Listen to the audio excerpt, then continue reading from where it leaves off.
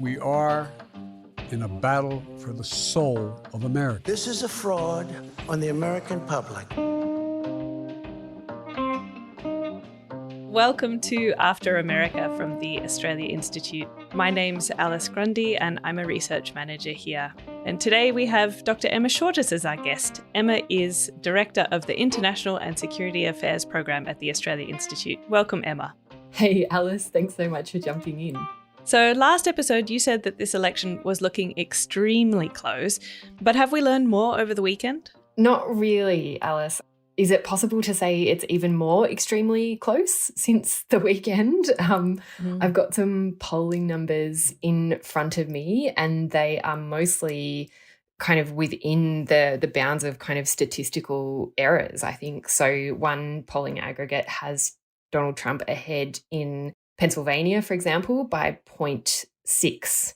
So they're tiny numbers and we're talking potentially very small numbers of voters. And so really the campaigns are continuing to kind of, I guess, to scramble. You know, they're spending so much time in those 7 battleground states. They're bringing in as much celebrity as they can. So Trump, as we discussed in the last few weeks, has since gone on the Joe Rogan podcast and is attempting to reach his enormous audience, you know, within the millions. And Harris has finally, I think, recruited Beyonce. So Beyonce appeared with her at a rally in Texas. And so they're hoping, of course, that appearance will mobilize younger women in particular, you know, will get them out for Harris. So really it's more of the same. And I guess that waiting game we've been playing for a while now to see what happens, because I think nobody knows, you know, we can't really untangle all of the threads of American politics at the moment or predict what the electorate is going to look like after next week. Now, the Harris campaign is zeroing in on what they see as their most direct path, the blue wall. These 3 Rust Belt states. Both presidential candidates are vying for votes in Michigan, which could hold the key to victory. Detroit! What up, though? 10 more days to welcome in a leader with the character and the heart and the strength worthy of the office she seeks and worthy of the country that we all love. My palms are sweaty, knees weak, arms are heavy, vomit on my sweater already, spaghetti.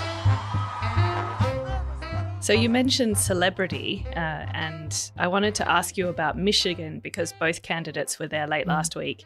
Eminem, obviously mega celebrity, appeared on stage with the Harris campaign, and Trump was endorsed by several Arab American and Muslim leaders at his rally. Why is Michigan so important? Michigan most recently has been one of those battleground states. It's been a swing state in the Rust Belt, I guess part of what's known in American politics as the blue wall, the kind of historically democratic states that turn out for Joe Biden, but, you know, have significant numbers of voters who went for Trump in 2016. So there's a big focus on Michigan because of that, because its position as a potential battleground state. But it's also really important, I think, in the kind of American imaginary. You know, Detroit is kind of the American city where the American dream came to life, where manufacturing, particularly car manufacturing, kind of was symbolic of an economic boom and the economic powerhouse that was the United States after the Second World War.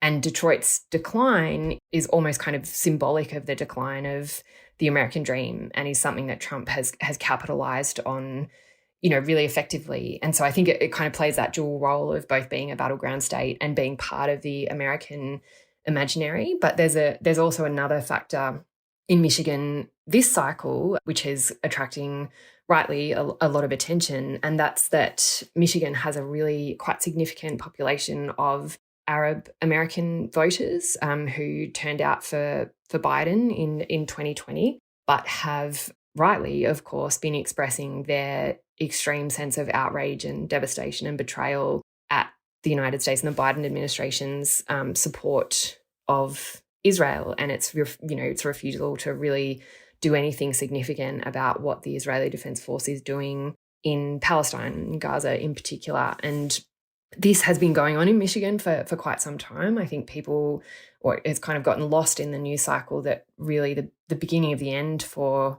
Joe Biden was the Michigan primary. So as Democrats were kind of choosing their presidential nominee, which then was going to be Joe Biden, 100,000 voters in Michigan, instead of voting for Biden in the primary, put down that they were uncommitted. So they'd rather not vote for anyone than vote for Joe Biden in the primary because of his support for Israel. So that signal is being broadcast and has been being broadcast for a really long time. And when we're talking about margins that are, potentially within the 10, 20, 30,000 vote numbers, 100,000 uncommitted voters have a lot of power.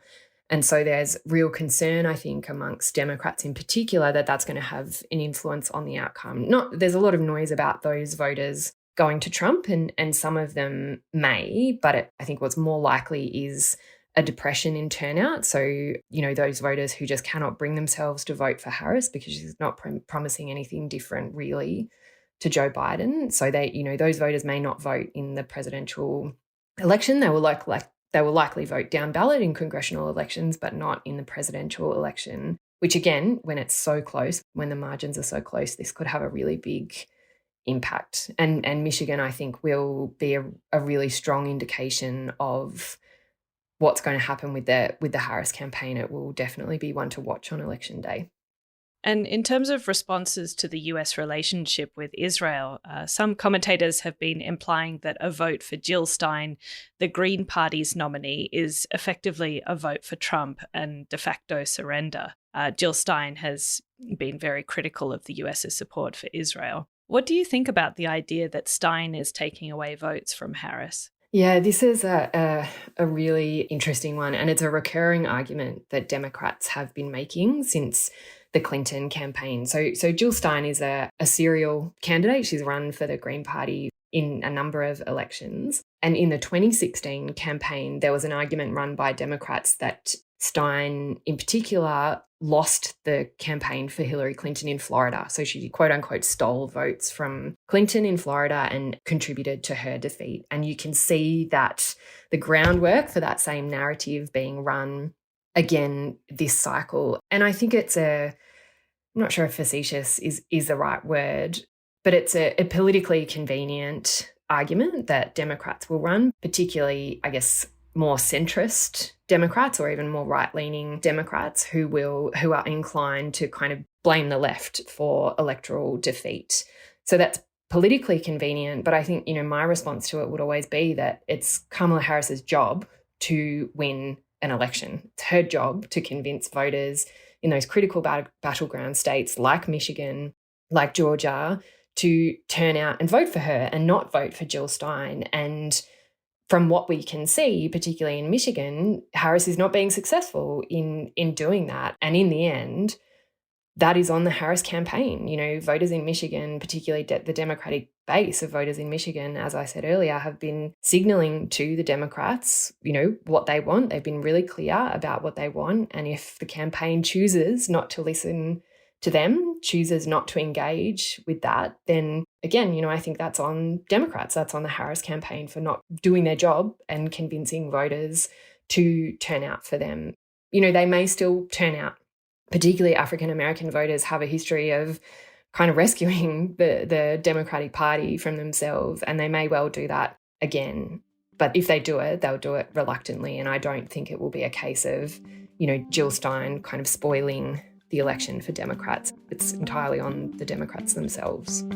Just 9 days until Election Day, former President Trump drawing a massive crowd for a rally at New York's Madison Square Garden. I'm thrilled to be back in the city I love. An eclectic bunch of MAGA allies here today to show their support for Donald Trump. Madison Square Garden, ladies and gentlemen, give it up for the greatest capitalist in the history of the United States of America, Elon Musk.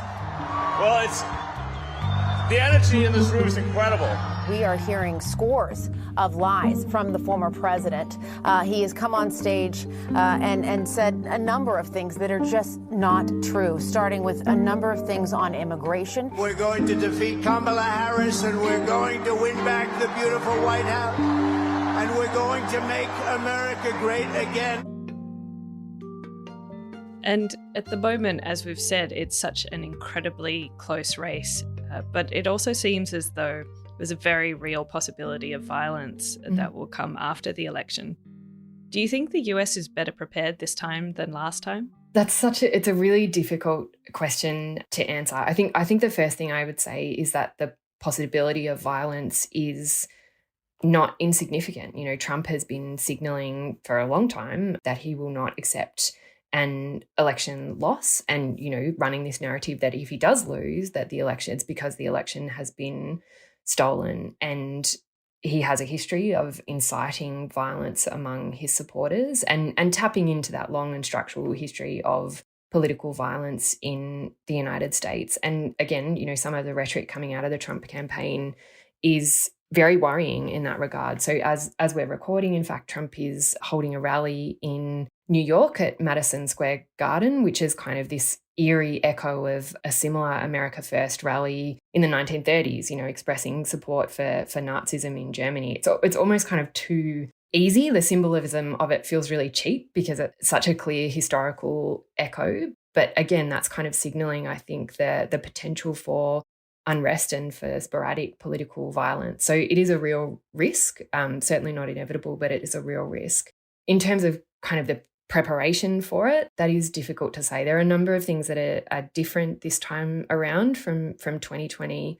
The first one being, of course, that Trump is not the president. You know, he's not in the White House, so he's not the one making decisions about responses to that violence. It will be Joe Biden, of course. And I think the White House is signaling that it is prepared for that kind of reaction.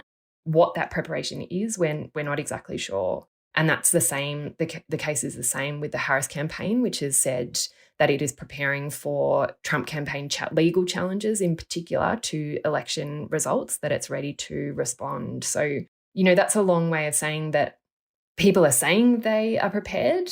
We don't exactly know what that preparation is or how strong the guardrails are. And really everything depends on the election result. You know, it depends how close it is. It depends how long it takes for results to come in. And it depends how everyone involved responds, not just Trump and his supporters, but the Harris campaign and the Biden campaign as well. So again, I keep reaching for those cop-outs, but we just don't know, I think, what it's going to look like.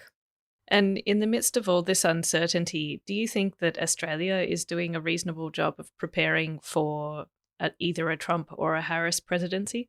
Again, I'm not an insider, so I don't know. I can only kind of talk about what we see publicly. And, you know, when the Australian government and its representatives are asked about what might happen, they go quite reasonably, I think, to stock answers about, you know, the strength of the relationship and being able to deal with whoever is in the White House and, you know, not making comments on domestic politics. I think, you know, of course, a Labor government is or would be ready and amenable to a Harris administration. You know, I think potentially they could work quite well together on issues that both of our countries care about.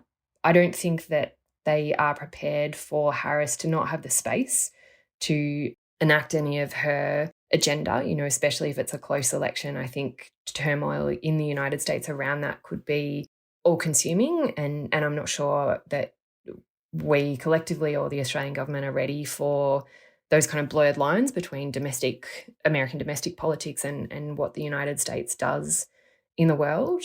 And I certainly don't think that we are prepared for a close result and the potential turmoil of a close result or a Trump administration. You know, I don't think we've really grappled with the implications of the first Trump presidency and how the Australian government behaved in relation to that, you know, how we responded to what Trump did then. I'm not sure we've really kind of examined the lessons, if there are any, out of that administration, and beyond the kind of managerial approach to how an Australian government might manage the worst excesses of a Trump administration, you know, how it might kind of deal with it diplomatically. I don't think we're ready for the bigger questions that a Trump administration would pose about the shared values, for example, of the alliance, or, you know, what it might mean if a Trump administration, as Trump has suggested, is deploying the National Guard or the military against what he describes as enemies from within. You know, how does an Australian government respond to that? Is it duty bound to respond to that? What are the implications of that for how the alliance functions? I'm not sure we have the answers to those very uncomfortable questions. And imagining the other scenario, there was an opinion piece in right-wing media over the weekend saying that Australia would have difficulty coping with a big spending Harris presidency. What kind of effects do you think it might have on local economics and policy?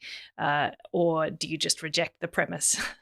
Probably unsurprisingly, Alice, I do reject the premise. Like, some of Harris's programs are, relatively big spending, I guess, but, not necessarily in the ballpark of things like the Biden administration's Inflation Reduction Act, the biggest kind of climate legislation in American history, which absolutely has had an impact on the global economy and global markets.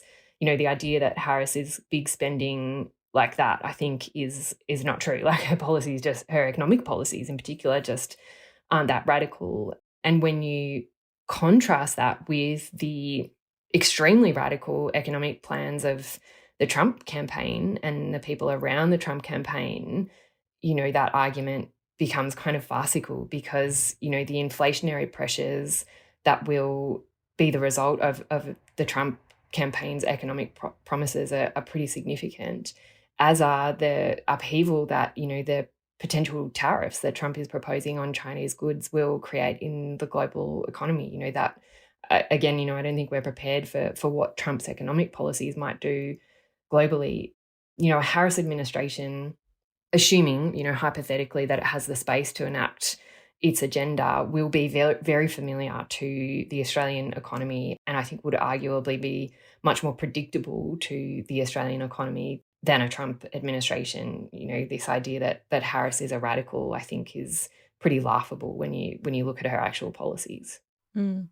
And going forward, do you think there are some key principles that Australian policymakers should be thinking about, should be applying, should be front of mind when it comes to considering the US-Australia relationship? Yeah, I really do. I think the first thing I would always say in regard to the relationship is we often frame it, and the Australian government often frames it as something that we have no power or agency or influence over. We just kind of have to cop whatever happens or whatever the United States does and hope that they will stick by us, that if Trump is elected, we have to manage that, and we have to, maintain the same kind of closeness that we always have with the United States. So I would start from the point of flipping that and recognizing that, in fact, Australia does have a lot of power. We do have a lot of agency.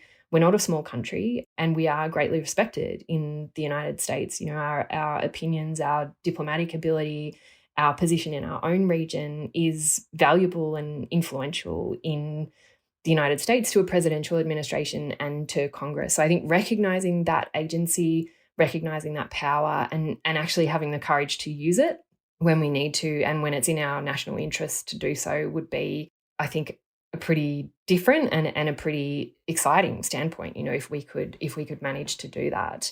And I think that one of the other principles that I would emphasize is our own values. We're often told that Australia's relationship with the United States is built on shared values and shared democratic values in particular. We can argue about whether democracy is a value or not, but that's kind of the principle on which we operate. And so actually sticking to that principle and being clear about it, I think, is going to be critical in the months ahead, regardless of the result. Advocating for those democratic institutions, I think, will be a really important position for the Australian government to take, which is not to say, we should be criticising the United States and what it does, but to say that we should be really proud of our own democratic institutions and what they have to offer and what they might have to teach the rest of the world. Because, we're far from perfect as a democracy, but our institutions, I think, are arguably much stronger than the United States institutions at the moment. And,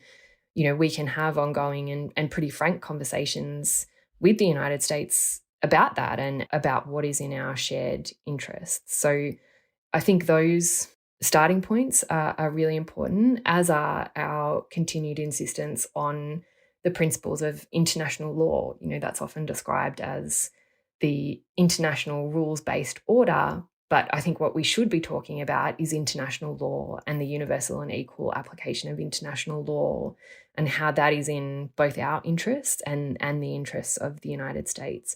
Again, all of that takes courage, but I think it's there and I think it's possible. You know, it's not inevitable that our relationship with the United States just continues on as is, no matter what the United States does and no matter who is in charge. You know, we do have choices and we do have agency.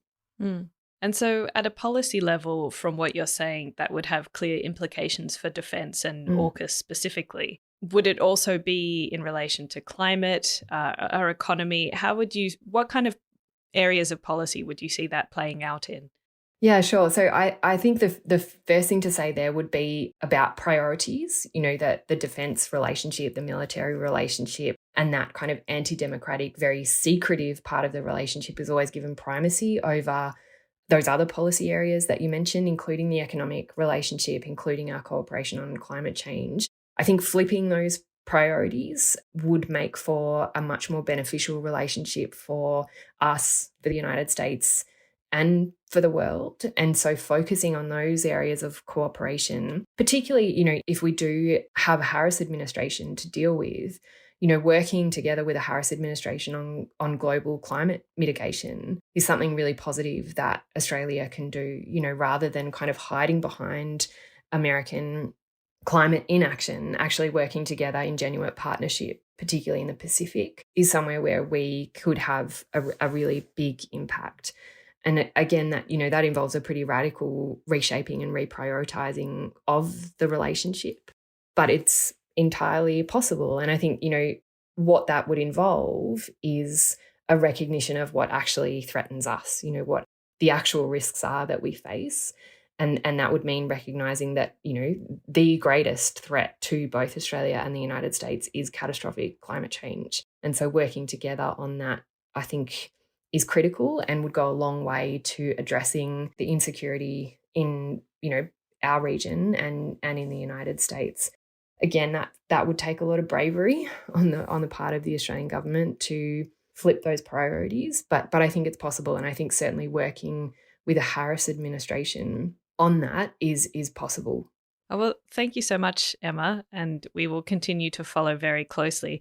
But before we go, you have an announcement for us. I do, Alice. I'm really excited to say that given we are so close to the election and so much is at stake in the United States and in Australia, After America is going to go daily for the next week or so. So we'll be dropping relatively short updates on the campaign with guests as usual, and sometimes quick updates from me because I am actually heading to the States on Thursday, Australian time. So I'll be on the ground there for the election and reporting back on what this all means for Australia and our region. So stay tuned for those, hopefully, all going well, hopefully daily drops for the next week or so.